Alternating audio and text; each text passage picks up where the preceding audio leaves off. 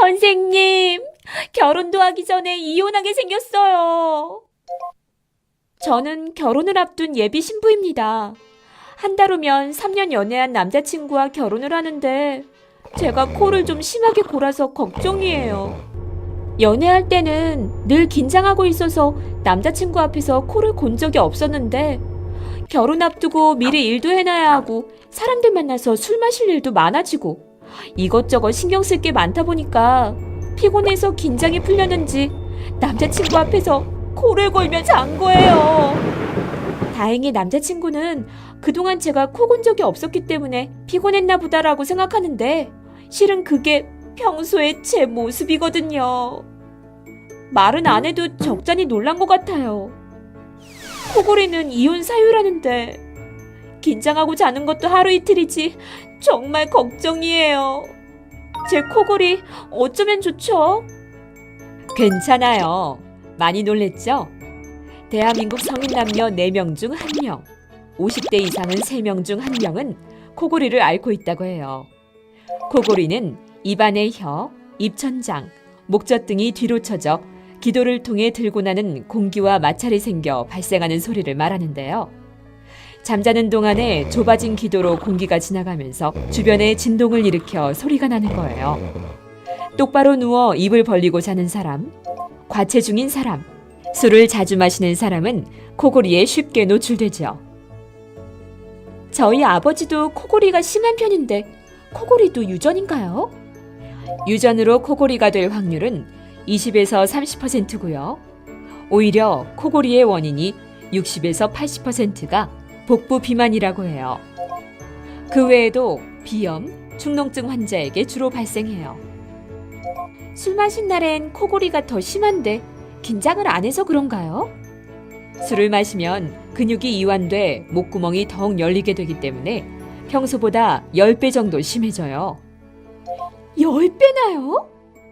알코올은 인후두부 근육을 이완시켜 공기의 통로를 막기 때문에 코골이를 유발해요. 꼭 알코올이 아니더라도 진정제나 수면제, 항히스타민제 등의 약물은 평상시보다 인후두부 주위 근육들을 이완시키기 때문에 꼭 필요한 경우가 아니면 안 먹는 게 좋아요. 코골이 치료를 하고 싶기는 한데 시간적인 여유도 없고 어디가 아픈 것도 아니니까 자꾸 미루게 돼요. 코골이는 단순 소음 문제가 아니에요. 꿈꾸는 동안은 신체 근육이 마비되고 코골이와 무호흡이 심해지는데 무호흡증으로 신체의 산소가 부족해지고 교감신경을 자극하면서 각종 질병을 일으킬 수 있어요. 가볍게는 만성 피로나 두통이 지속되고 심하거나 오래 방치하면 뇌출혈 같은 심각한 합병증이 나타날 수 있고 임신 중 코골이와 수면 무호흡을 겪는 산모는 임신성 고혈압에 걸릴 위험이 2배나 높다는 연구 결과도 있어요. 코골이 치료는 어떻게 해요? 코골이 수면 무호흡증을 치료하는 방법으로는 수술, 구강장치, 양압기, 생활교정치료가 대표적인데 사람마다 증상이 다르기 때문에 자신에게 맞는 치료법을 찾아야겠죠.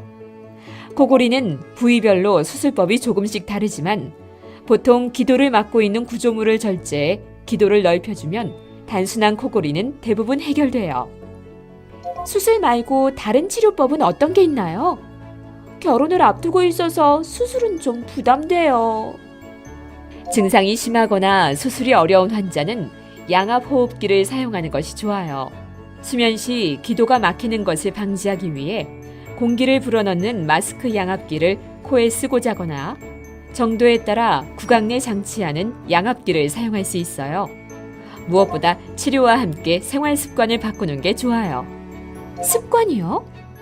코골이 환자의 경우 구강 호흡을 하는 경우가 많은데 의식적으로 코로 호흡하는 습관을 들이고 베개가 높지 않은지 확인하세요. 베개 높이는 어느 정도가 좋아요? 베개 높이는 보통 성인 기준으로 6에서 8cm가 적당해요. 제가 잘 때 침을 흘리는데요. 혹시 침도 코골이랑 관련이 있나요? 잠을 잘 때 침을 흘리는 이유는 구강 호흡 때문이에요. 수면 중에는 코로 호흡해야 하는데 입을 벌리고 자면 입안이 말라버리기 때문에 계속 침이 분비되는 거죠. 아하, 코로 호흡하는 건 지금부터 연습해야겠어요. 코골이는 간단하거나 복잡한 수술부터 여러 가지 보존적 치료를 통해 개선이 가능해요.